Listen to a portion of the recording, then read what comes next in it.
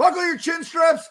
Get ready for week number 11. This is the Fantasy Points Friday Night Hype Show. I'm your host, Matt Donnelly, and we are going to look at the games that have me excited for week number 11. We are going to preview the New York Jets versus the New England Patriots, the Philadelphia Eagles versus the Indianapolis Colts, the Dallas Cowboys versus the Minnesota Vikings, the Kansas City Chiefs, and the Los Angeles Chargers in those primetime lights. But before we get into those contests, let's go through the injury review here because there are all kinds of injuries that could have an effect on your fantasy lineups. Starting with Cooper Kupp heading to the IR after having ankle surgery. Zach Ertz out for the season with a knee injury.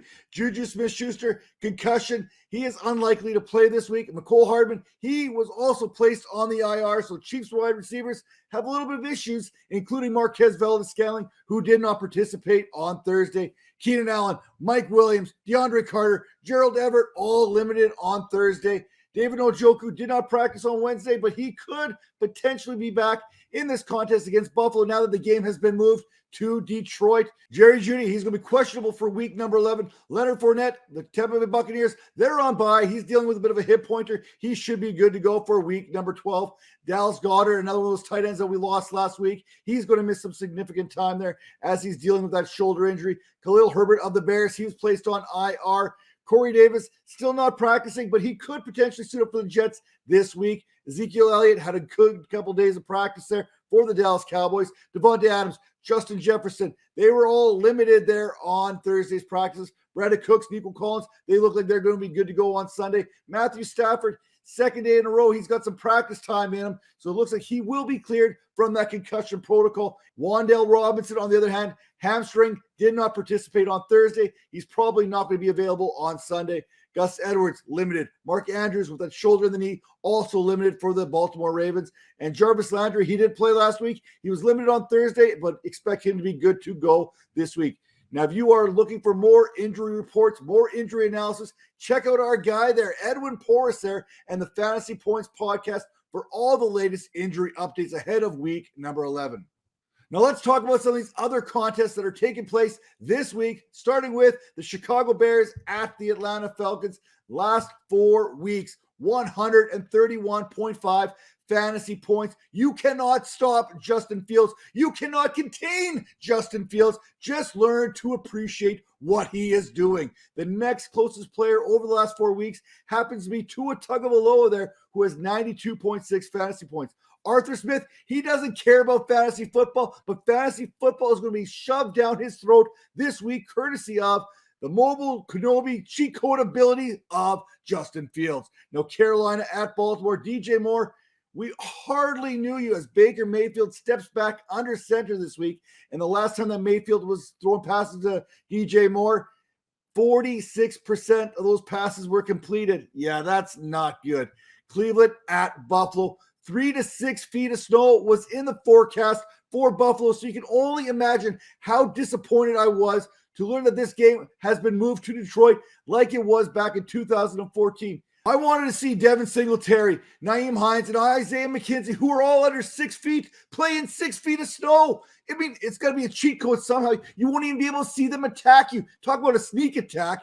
As a Canadian, I don't even know what thunder snow is, but it's apparently a thing in Buffalo, and I wanted to see it. Also, this is your last chance to buy Donovan Peoples-Jones right now before Deshaun Watson comes back. Washington at Houston. The Commanders, they had a game plan, and they executed it to perfection last week against the Philadelphia Eagles. Now the combination of Antonio Gibson and Brian Robinson get to take on the worst run defense in the National Football League, a run defense that is allowing 182 yards per game on the ground. And over the last 3 contests, that number has actually jumped to 216 yards per game. That means both these backs could end up with 100 yards rushing. It is actually possible. Los Angeles at New Orleans. Oh, man. Andy Dalton is going to still be under center, but how long is that leash going to be? Head coach Dennis Allen apparently spoke to both his quarterbacks, so we could potentially see a quarterback change take place this week if Andy Dalton cannot get the job done. But then again, do you really want to come back in a contest in which Aaron Donald is likely going to be laying on you much of the time? Detroit at the New York Giants. Speaking of game plans, New York's game plan all season long has been give the ball to Saquon Barkley, who is on pace for 454 touches this season. You only need like 15 touches to be the RB1 when facing the Detroit Lions. Las Vegas at Denver. Someone has to win this contest, right? You know what? My money is on somehow that both these teams lose or it ends up in a tie at best. The Raiders head to Denver and face these Broncos, and the last time that these teams met, it was probably the best game that either one of these teams played all season. Cincinnati at Pittsburgh. Appendix is mightier than the sword. Okay, I'm going to show myself out. But the last time that these teams met, back in week 1, Joe Burrow was recovering from an appendix surgery there, and this time Steelers safety Minkah Fitzpatrick, he's got the same issue going on there. The loss of Fitzpatrick opens things up for both T. Higgins and Tyler Boyd. And finally, on Monday Night Football, the San Francisco 49ers versus the Arizona Cardinals. Huge NFC West matchup here in Mexico on Monday Night Football. The 5-4 San Francisco 49ers, they are clinging on to that 7th and final playoff spot in that NFC, while the 4-6 Cardinals, they are currently on the outside looking in, needing a win to keep those playoff hopes alive. Will Kyler Murray and that hamstring be good to go on Monday? Will Marquise Hollywood Brown make his return? You'll have to wait to probably just before kickoff to find out. Now, the one thing that we don't have to wait for is those teams that are on bye. Here they are, the Jacksonville Jaguars, the Miami Dolphins, the Seattle Seahawks, and the Tampa Bay Buccaneers. Now, with that all being said, let's get into these games that I am excited about, starting with the New York Jets and the New England Patriots. Both the Jets and the Patriots were on a bye last week. With the Bills losing the Vikings in overtime, things in the AFC East got a little bit closer. The Dolphins, they moved into first place with 7-3 record heading into their bye week, while the Jets, by virtue of their win against the Bills earlier in this season, actually hold on to that second spot where the Bills fall to third. Now, the Patriots, they are sitting at 5-4, but they could leapfrog the Jets with a victory here on Sunday. So, in other words, if the Bills beat the Browns and the Jets lose to the Patriots, then the current second-place Jets, they're going to fall to last place at 6-4 in that AFC East. You got that? Good. Now, the Patriots, they have been tough on fantasy managers all season long, ranking 4th in fantasy points against receivers this year at 28.6 and 2nd against opposing backs, allowing just 17.4 fantasy points per contest. The combination that seems to get the Patriots happens to be the quarterback to tight end hookup, as they rank 16th against the quarterback position and 26th against the tight end position.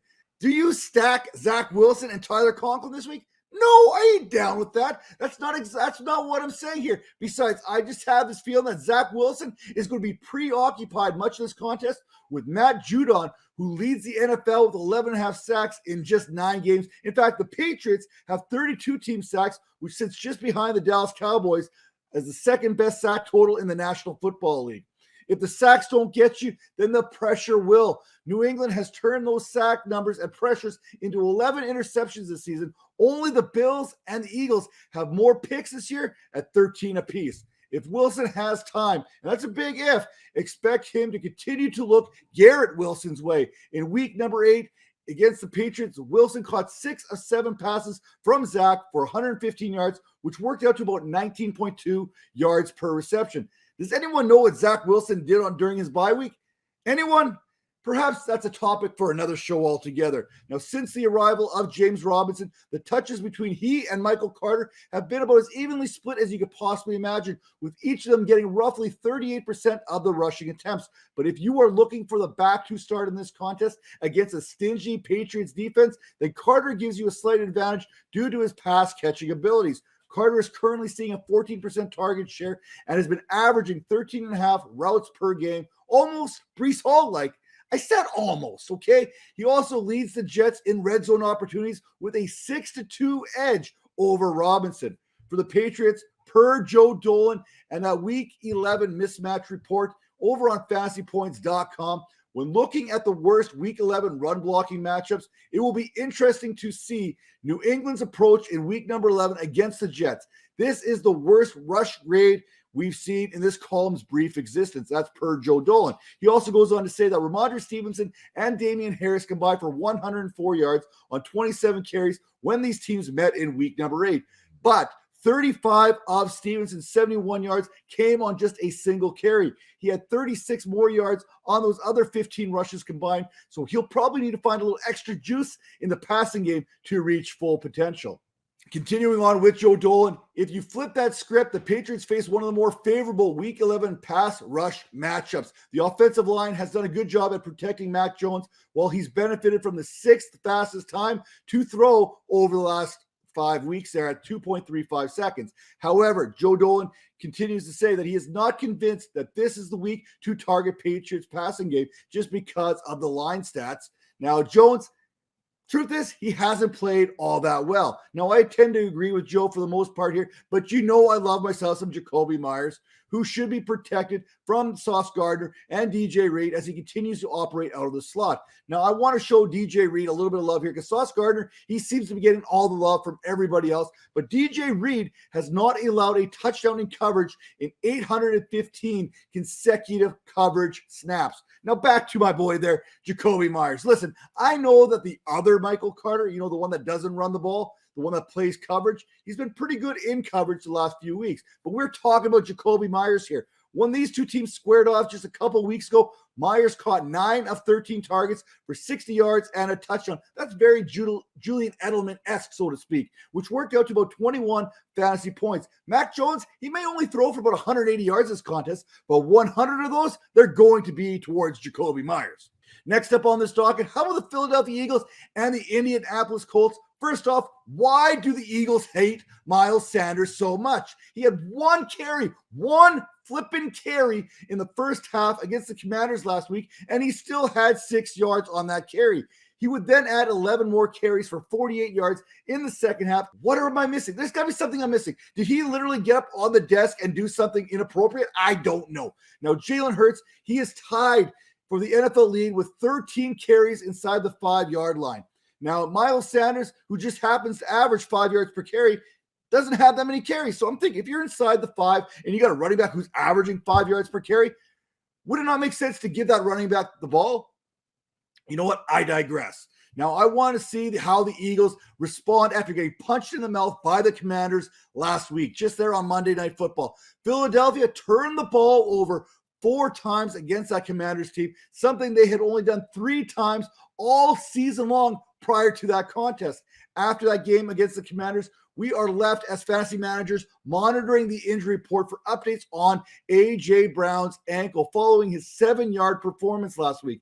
If Brown plays, and I'm betting that he does, then I'm also betting that he's probably going to get more than 7 yards this week, and it would come to no one's surprise if he does that against Stephon Gilmore, who I'm expecting to be shadowing him all over the field much of this contest. That means Devontae Adams, you will be lining up against Isaiah Rodgers, which is an advantage that I think the Colts think they have. I also believe that the Eagles feel that they have an advantage on this too, considering the fact that Rodgers is surrendering an 80% catch rate there, and that's an area that the Eagles may look to attack.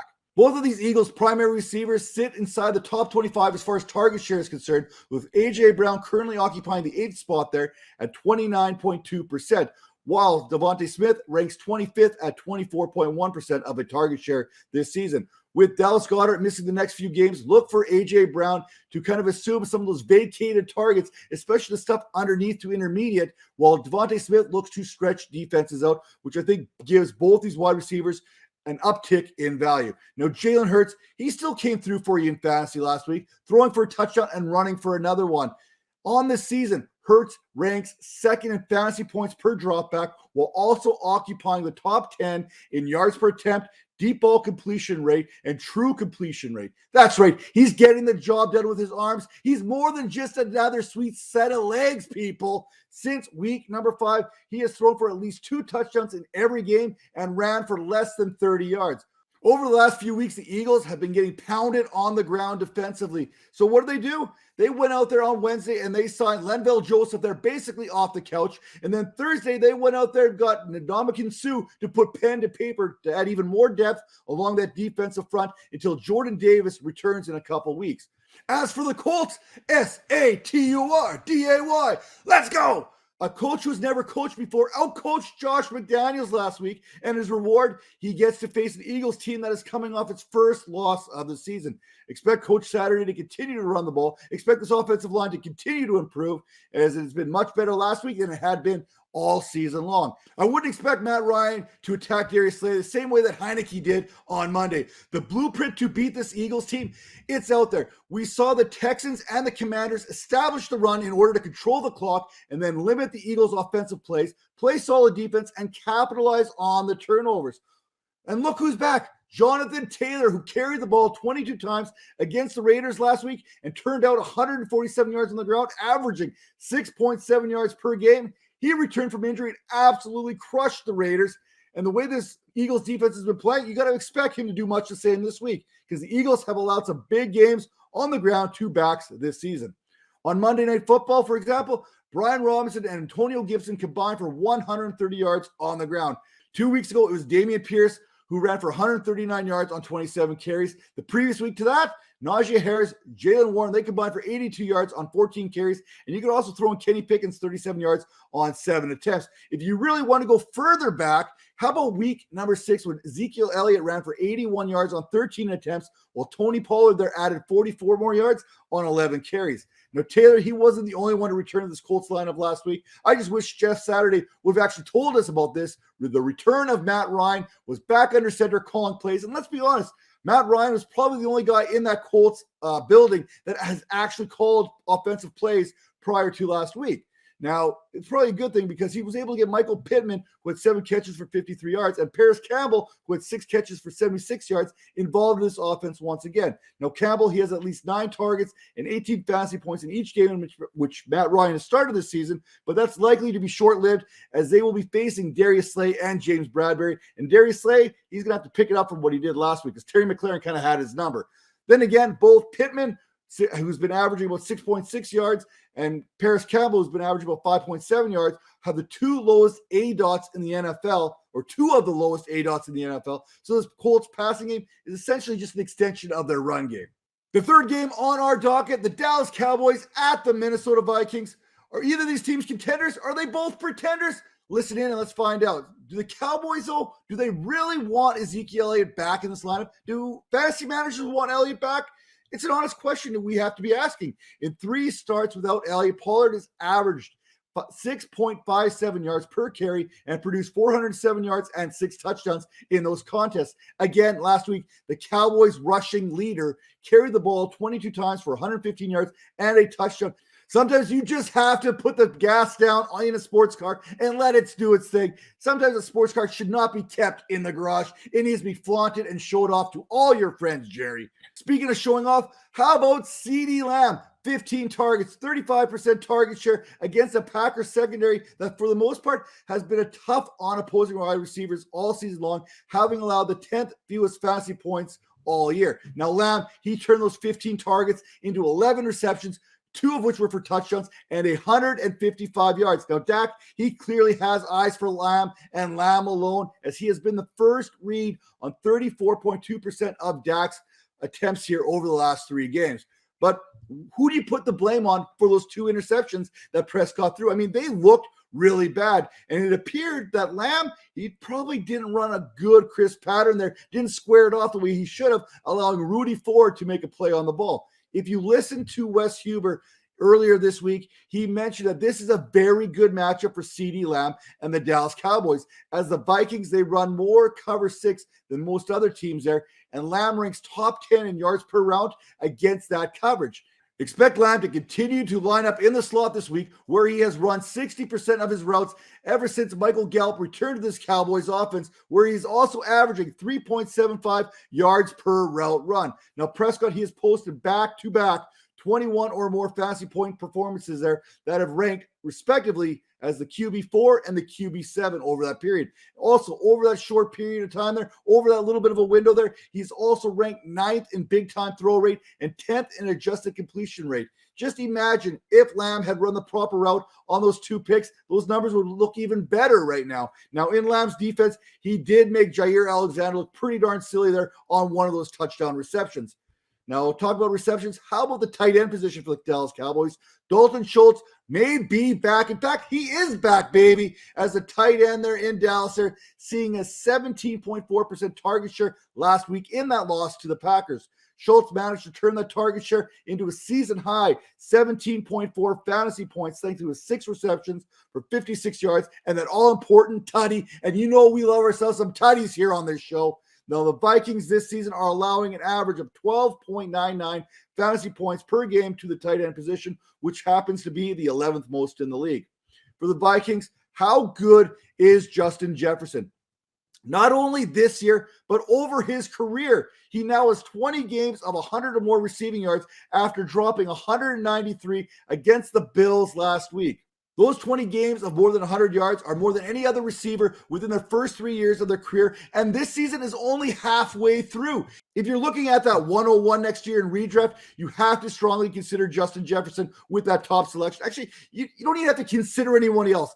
101 is Justin Jefferson. Book it now. Remember back in week number 3 when Darius Slay and the Eagles contained Justin Jefferson? Well, since then, he has put up 814 yards receiving, 51 receptions on 71 targets, and 2 scores in just those 6 games. Now it's time for your weekly reminder that Kirk Cousins is tossing tutties out there. And this week, he'll be looking to toss a touchdown for the 40th consecutive contest. Currently, he holds the 6th longest streak in NFL history there. Now, for Cousins to have success this week, he is going to need to avoid the pass rush here. This Cowboys team, they rank number 1 when it comes to sacks with 33 this season, and they are led by Micah Parsons there, who sits 6th in the NFL with 8 sacks, while Doris Armstrong there and DeMarcus Lawrence have 5 apiece. The best way to deal with a pass rush is to make sure you have a good security blanket, and I think Kirk Cousins has that now in TJ Hawkinson, who looks like he has supplanted Adam Thielen as the second best pass catcher there in Minnesota after posting consecutive games of 9 or more targets and 11 or more fantasy points. Now, it's true, Thielen, he did end up with more receiving yards last week, but the reception and target advantage, that's played out in Hawkinson's favor. Now, there is one area that if you're a Hawkinson manager, you have to be excited about. It's when the Vikings get down in that red zone. Hawkinson has saw 4 targets down in that area there, including 1 in the end zone last week. It also helps when your team asks you to run a route on 82% of their passing plays. Speaking of running, let's talk about the running back position here. Dalvin Cook, he also popped off against the Buffalo Bills last week for 119 yards on 14 carries. Then again, numbers, they can be misleading there as 81 of those yards came on 1 play on that 1 big run. That said, Cook posted an 83% opportunity share last week as Alexander Mattison came out of that game with just 3 carries, which is also 2 fewer carries than Cook had targets. And finally, let's go prime time. Kansas City at the Chargers, I guess, technically. Now, Kansas City, it took an injury to Juju Smith-Schuster last week and an injury to Mecole Hardman there to make Kadarius Toney a thing in fantasy once again, as he had 90 yards on 6 touches, including that touchdown. Not to mention, it looked pretty cool, him adjusting his gloves and making that play on that 1 ball. Could Toney be in for another productive outing here, another productive fantasy performance here in week number 11? Well, that depends on that injury report. And right now, we already know that the Chiefs have placed Mecole Hardman on the IR.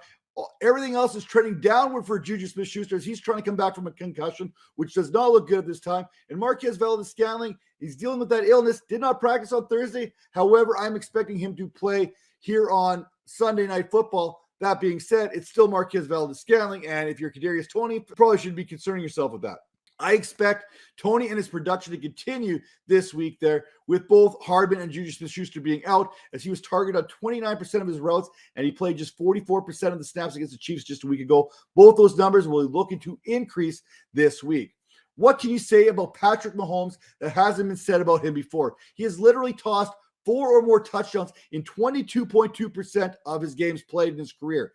That's literally a quarter of his career spent throwing 4 or more touchdown passes. Now, to put that in perspective, Aaron Rodgers has done that at about 14.8% of his career. Peyton Manning did that at about 13.2%. Drew Brees, 12.9% there. That rounds out the top 4 all time. The Chargers would love to have Joey Bosa back for this contest here, but he's not even back at practice, and there's really no timetable for his return. So it's going to be up to the Mac Daddy himself, Khalil Mack, to apply pressure to Patrick Mahomes as he leads this Chargers team with 7 sacks. Hopefully you were able to cash out on your Clyde Edwards-Helaire cryptocurrency when you had the chance and you weren't left there holding the bag. Hey, we hate to see it, but we should have seen it coming. Most of us did see it coming, and most of us got out of there when we could. It will now be Isaiah Pacheco, the 7th-round rookie out of Ben Kakanis University, a.k.a. Rutgers, who is in line for his 4th consecutive start this week after totaling 82 yards on the ground last week on 16 carries. Now, per Scott Barrett's XFP report over on fantasypoints.com, and I quote, Clyde Edwards-Helaire's snap rate has now fallen in 6 straight games from 56% to 43% to 42 to 27 to 17 to 6%. In other words, RIP CEH. Isaiah Pacheco, meanwhile, has played 56% of the team snaps, which was tied for the most of any Chiefs running back at any point this season. If you are wondering, Pacheco's 16 carries were 16 more carries than Edwards-Helaire had. Heck, Jerick McKinnon had a carry to go on with 6 receptions for 56 yards last week. In short, fire up Pacheco against this Chargers run defense that is allowing the 3rd most fantasy points per game to the running back position. That's right, the Chargers are allowing 29.79 fantasy points per game, and none of that is going to Clyde Edwards-Helaire this week. Now let's talk about the Chargers. There could be some reinforcements coming this week, as the expectation currently out there is that one or potentially both of Justin Herbert's top wideouts could return to action this week to face off against the Chiefs. This whole DeAndre Carter, Joshua Palmer thing, it was fun. It was cute while it lasted. Hey, I love Josh Palmer. He's a good old Canadian boy from Brampton, Ontario, so you know I'm always going to have his best interests at heart. But the loss of Herbert's top receivers there, his left tackle, that early season rib injury there, Justin Herbert simply hasn't been himself. In fact, Herbert's been, dare I say it, he's been awful. Herbert's average depth of target over the last 2 weeks has been about 5.3 yards, while his yards per attempt over that same 2-week window is sitting at 5.7. That tends to happen when a majority of your passes are forced to Austin Eckler, to your running back, and only 47% of them have been intended to go to your wide receivers. Kansas City, though, they are allowing 19.6 fantasy points per game to the quarterback position this season, which is the 4th most in the NFL, thanks to a league-high 19 touchdown passes. Whoever's catching passes for the Chargers this week against the Chiefs could be in for a solid day, as the Chiefs are allowing the 5th most fantasy points this season against opposing wide receivers, allowing more than 38 fantasy points per game, thanks to the 12 touchdowns in which they've surrendered, which is one behind the league leaders in that category, with most of that damage coming out of the slot. Now, both Keenan Allen and DeAndre Carter, they fill that role in the slot for the Chargers. Whether it's Allen, whether it's Carter that are operating out of that slot, they're likely going to be lining up against L'Jarius Sneed, who's great for IDDP purposes there, which means he's probably struggled a little bit on the field there, as per his 75% catch rate there, to go along with his 115 passer rating allowed thus far this season. Now, let's be honest. We don't know who's in and who's out in this contest.